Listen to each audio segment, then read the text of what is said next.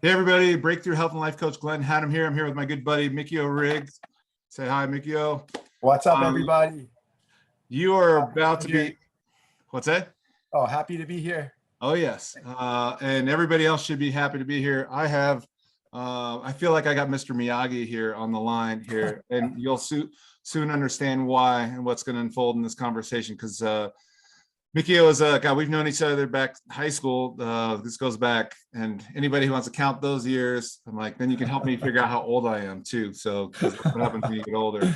But we've known each other for a number of years, good buds, and have similar philosophies on life and how to approach the beatings that we've taken and extrapolating that wisdom, not just for our own growth, but for others. We operate from that place of how can what I've been through serve others best, so that people can maybe not. I always look at it like, how can we shorten the gap in your learning so you don't have to go through some of the painful experience. We all got to go through stuff, but shortening the gap of learning life's key lessons. And so I think maybe Mickey will share a little bit about what you're up to in the world so people get an understanding of who are sitting across the way from here. Okay. Well, my name is Mikyo Riggs, and I'm a 4th-degree black belt in Gracie Jiu-Jitsu. I've been doing martial arts for 30 years, I think, actually maybe 32 years at this point. And I've been a school owner for the last 16 years. In that time, my career, I've taught over 10,000 classes. I've had students of all walks of life, all ages. I teach kids from 3 years old all the way up into, I think, 65, something like that is my oldest student.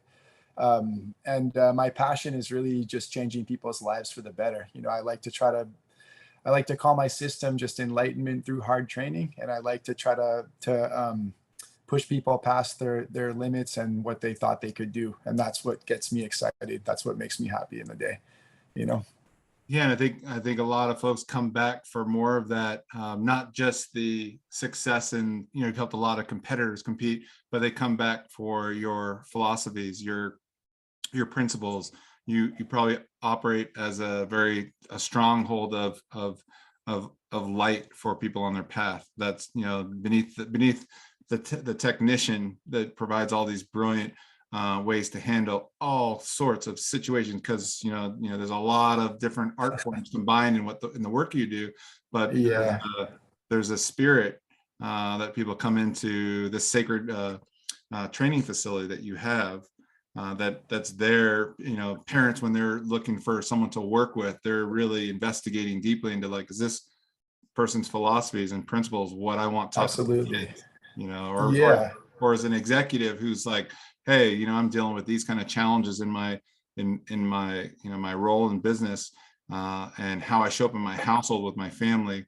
They're coming to you not just to, oh my God, this guy's the baddest guy on the planet, but like, this guy is actually going to help me with some key life principles.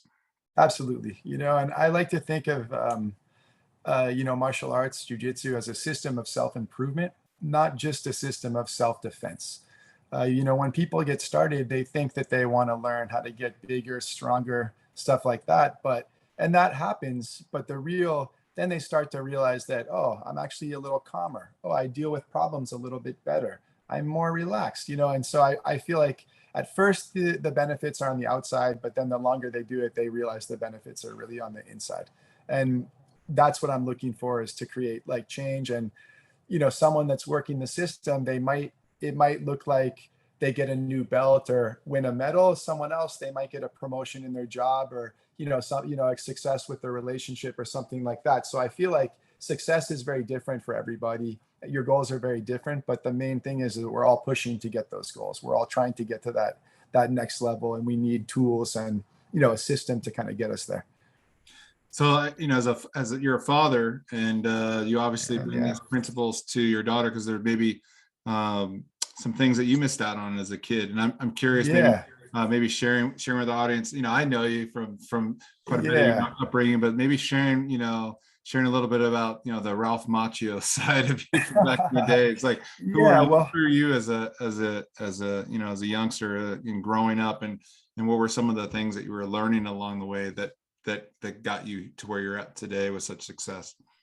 Yeah, well, I grew up in Hawaii until I was 10 years old. And so I was, a white kid in a a haole boy in Hawaii with a lot of Hawaiians and people picking on me and, kind of, not wanting me around, just because of that. So I kind of had that reverse racism or, like early on in life. And then I started to do well in Hawaii, and then my parents split up, and I moved to Marin County when I was 10 years old. And I was raised in Marin by a single mother, and my father was there, but wasn't really that involved with me in my life. And so I have some abandonment issues, around that. And it was something I never wanted to be when I was a father. So um, I was very excited to have a kid, and I felt like I did years and years of coaching, teaching children, to practice for like the big game of when I was going to be a father.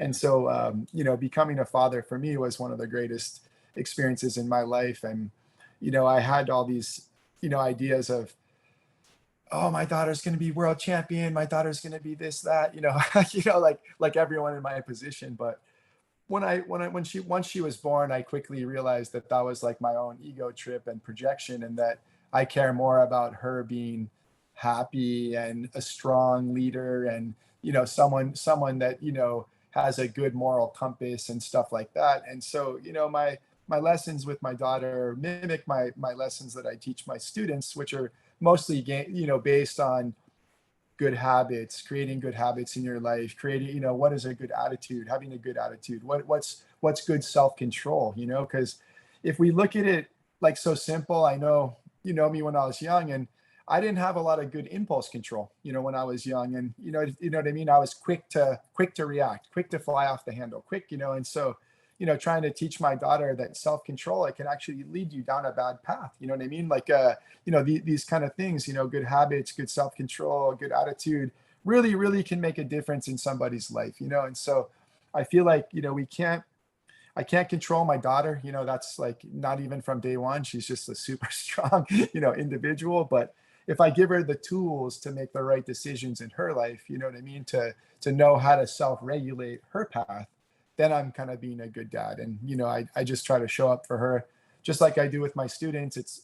I know I make mistakes, and I know what I say isn't always the right thing to do, but I try my best and I show up, you know what I mean? And I'm ready to own my mistakes and try again tomorrow, Yeah, maybe share with our audience, some of the mistakes you own, because like you said, you're like, hey, I was a hothead, when I was younger, Yeah. and I got armed by like the best on the planet. You've Yeah. trained with Yeah. Gracies, you've done all over the world, done like Yeah. Well, incredible stuff.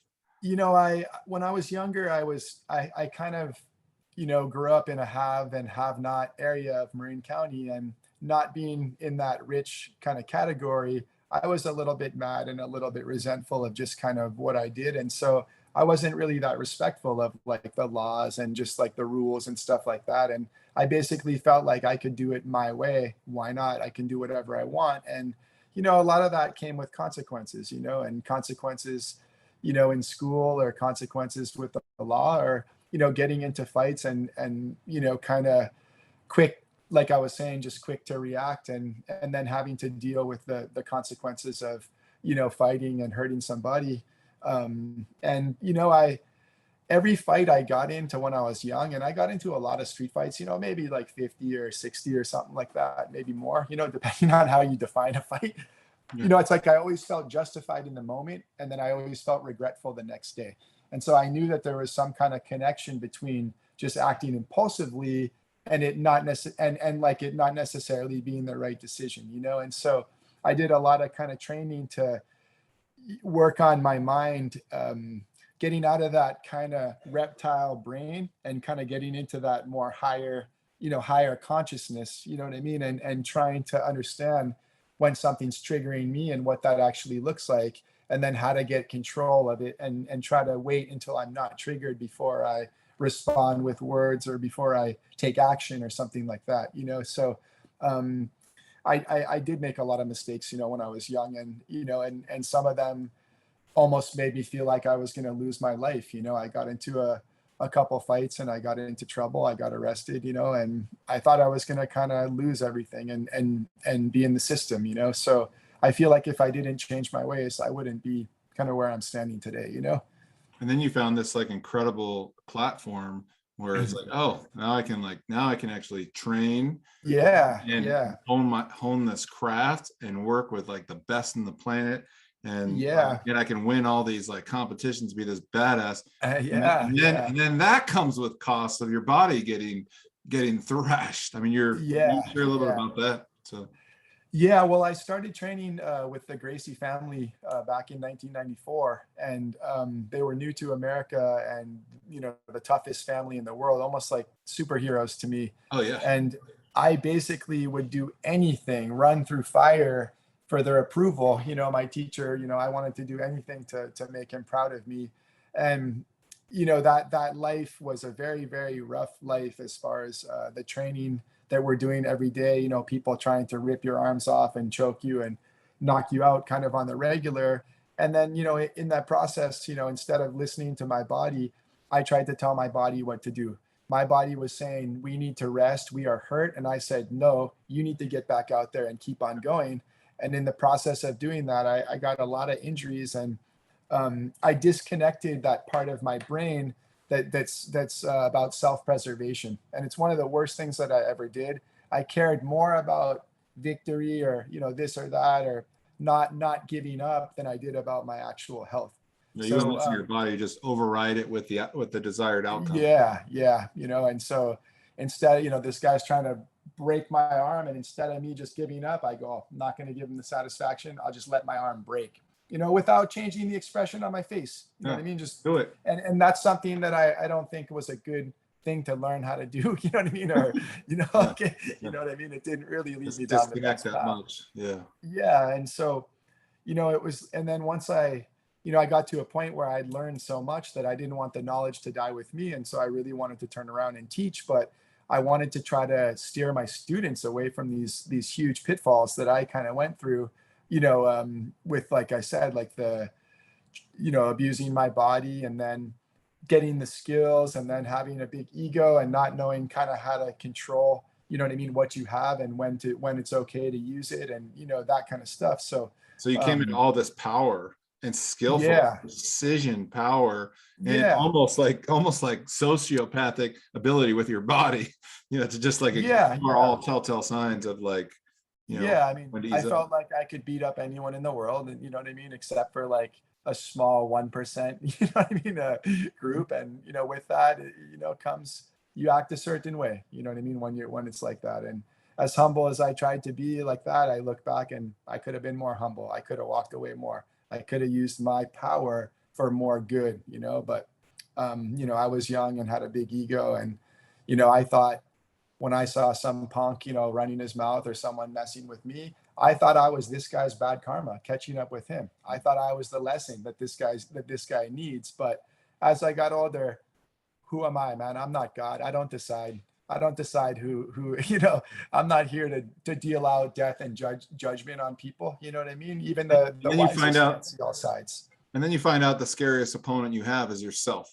And you're like, Yeah, oh my yeah, gosh, like this is where I'm getting humbled and spanked from going through divorce, going through challenge yeah, business, all the California, like this was the thing to do. And then all of a sudden COVID time hit, and it's like, zoop, yeah, and you're like, oh my God, like I didn't even see yeah. this opponent coming. Like, how do you It prepare was for this? Yeah, yeah. COVID was really rough, and it made me the only blessing I had from COVID was to really just look deep inside, and decide whether or not I still want to do this and how I want to do it, and just make me really work on my program, and kind of like my product and what I'm putting out there, and try to improve it to where I really feel good about, like, I'm helping people.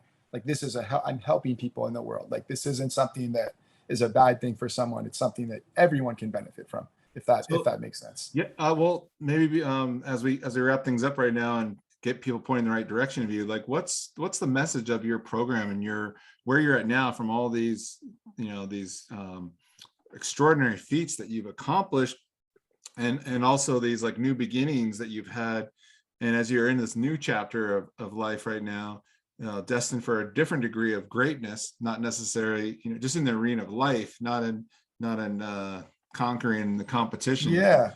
Well, um I think it starts just coming from that place of never giving up, or and and learning that as a black belt, just, fall down 7, get up 8, and just Yep. really kind of embodying that win or learn mentality, not win or lose, win or learn. I've made a lot of mistakes, but I have to learn from them. And then they're not mistakes, they're lessons. You know what I mean? They're no longer mistakes.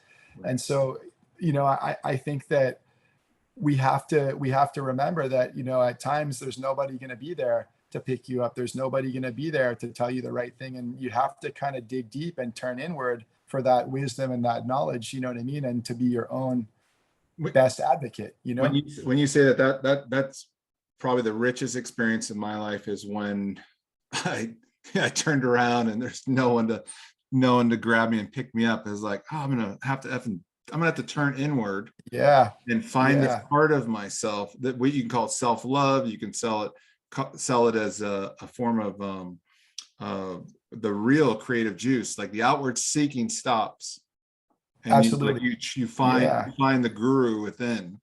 And that Yeah. And it's and like, do you want to lay down and die? Or are you going to pick yourself up and do it? You know what I mean? And so, you have everything inside you. In fact, it can't be placed in others outside yourself. it isn't. Everything we need to know about everything is inside of us. We just have to have the right wisdom to find it and access it, and I think that that's kind of, what martial arts has given me is like that no quit attitude, that never give up kind of mentality. And then, once you have that and you're going to be okay, just because you love yourself, you're your best friend, you're your relationship, I think anyone can do a lot once they get to that place, but if you still at odds with yourself, you secretly hate yourself, all that, it's going to be a really rough road for you, so I think that, no one wants to address spirituality. No one wants to do the work into themselves, but it's truly the most important work there is. It's the wellspring for which we flow. It's like, where does it come from if not from us? Otherwise you'll always be dependent on somebody else. And I don't want to make people dependent. I want to teach them to fish. We have the same principles. It's just like we foolishly have to still lift up rocks for a certain amount of time to go, okay, the answer's not out there under this rock or this, exactly this person. Exactly, These Glenn, things are reflecting what's resonant. Whenever there's a resonance, it's because something inside us exists and it's been hidden from view. And because we've been looking out here, projecting the answers out here with this person or this. Exactly. So right now, like if folks want to get a hold of you and want to really figure out a way to just engage with this aspect of themselves, that maybe there is some disconnect right now and they're seeking, and then they you and I, again, like we're here not to like stand as a guru on a mountaintop and dish out wisdom. We're here to go help you turn the binoculars on the inside. And exactly. so, And if I was a guru on top of a mountain, I would literally say, I'm a guru, but so are you. We can all be here together. It's not about me standing alone. It's about unlocking. It's in you. It's in you. It's in you. It's in you. It's in everybody. You know what I mean? Yeah, I am in you and you are in me, and like exactly. Yeah. And so there's a sacred teaching that obviously you bring incredible skill sets. You're a master technician, but imagine having a master technician with your spirituality, with a piece that if you really check with yourself, that's what all of us really want. When we can come back to this place of like, I am self-generating all my emotions. Once I can take ownership and responsibility that I am creating all this, I'm co-creating, that we're then coachable. We're now, and then for you and me, is like, bring me a coachable student. And oh my God, the best. The best, right? He was like, I can serve you, I can help you, I'm here to serve you, I'm here to be used up. My spirit is one with what you need right now, versus someone who's like, hey, can you just give me the quick answer? And I'm like, no, you're gonna have to work for it with me. And I think you probably, like there's a practice, of self-mastery that you and I are really getting our students to engage with. The road is hard, but it's worth it. Yeah, it is. It is. That's absolutely true. And so if you want a hard road, but the right road and the right path, how would they get a hold of you, Mikyo? And you guys can all reach out to me anytime. My website is marinmma.com, MARIN MMA.com. You guys can shoot me an email. Mikyo Riggs, MIKYO RIGGS @AOL.com. You can give me a call, 415-497-5050. I would love to hear from anyone. Okay. I'm an open book, and like, I'm happy to talk to anybody anytime. So please reach out if you guys feel called to. Well, I'm so appreciative, Mikyo, having you here on this call, and I know our audience will, really appreciate some nuggets of wisdom from this Right podcast. on. Glenn, thank you so much for having me on. Absolutely, brother. Thank you so much, man. It's been great to connect with you again. And, I'm so proud of you. Of course, I'm in your corner for life, buddy, and sending you much love in Colorado and all that, so let's keep it going, man. Let's stay in touch. We will. And thank you, everybody. Thank you, everybody, for listening, and thank you for taking time here. Yeah. Thank you, buddy. See you soon, brother. Okay. You take care. Bye-bye, everybody. Bye.